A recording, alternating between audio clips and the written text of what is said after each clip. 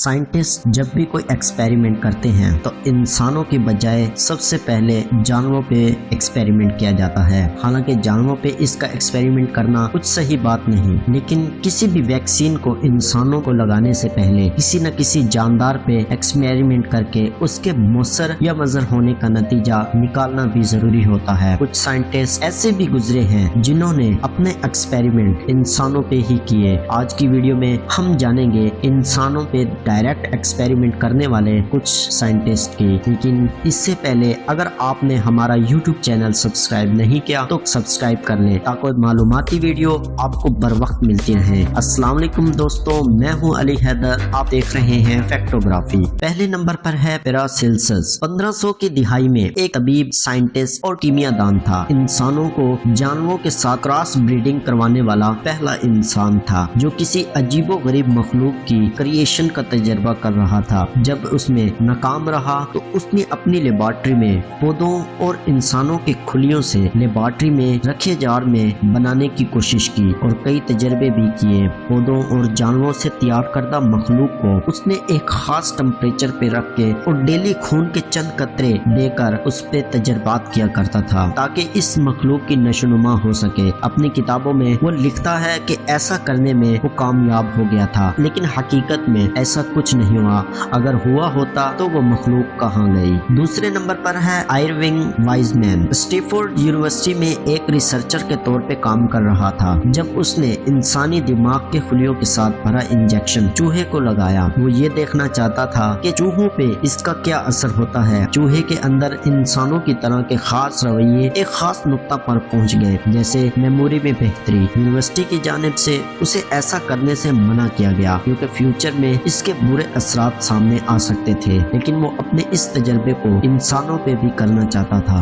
लेकिन कुछ ही घंटों के बाद उसकी टीम ने देखा कि चूहों की आंखों का रंग तब्दील होता गया और वो एक एक करके मरते गए। सोचिए अगर ये एक्सपेरिमेंट कामयाब हो जाता तो इंसानों पे तजर्बा करने पे इसका क्या असर होता। तीसरे नंबर पर है डॉक्टर कार्ल लोबर्ग। ये वाकई बहुत बुरा आदमी था। वो शैतानी कैंपों में काम करने वाला एक डॉक्टर था। दूसरी जंग अजीम के दौरान पोलैंड में कैंपों में मौजूद हजारों खवातीन और मर्दों पे तजर्बा करने की उसे इजाजत दी गई। हकीकत में वो ऐसी मखलूक पैदा करना चाहता था जो कि मजबूत, कदामत और जंगजू हो। इस मकसद के लिए कई जानवरों के जरासीम को औरतों के पेट में इंजेक्शन के जरिए दाखिल किए गए और कई मादा जानवरों में मर्दों के जरासीम को दाखिल किया गया। इससे जानवरों पे तो कोई असर न हुआ, लेकिन इंसानों में इसके बुरे असरात आना शुरू हो गए। हजारों लोगों में से सिर्फ 700 लोग ही इस तजर्बे से जिंदा बच पाए। ये इंतहाई अजीब किस्म का तजर्बा था। चौथे नंबर पर है गॉर्डन गैलप। इर्तिकाई नफ्सियात के माहिरीन में से एक थे।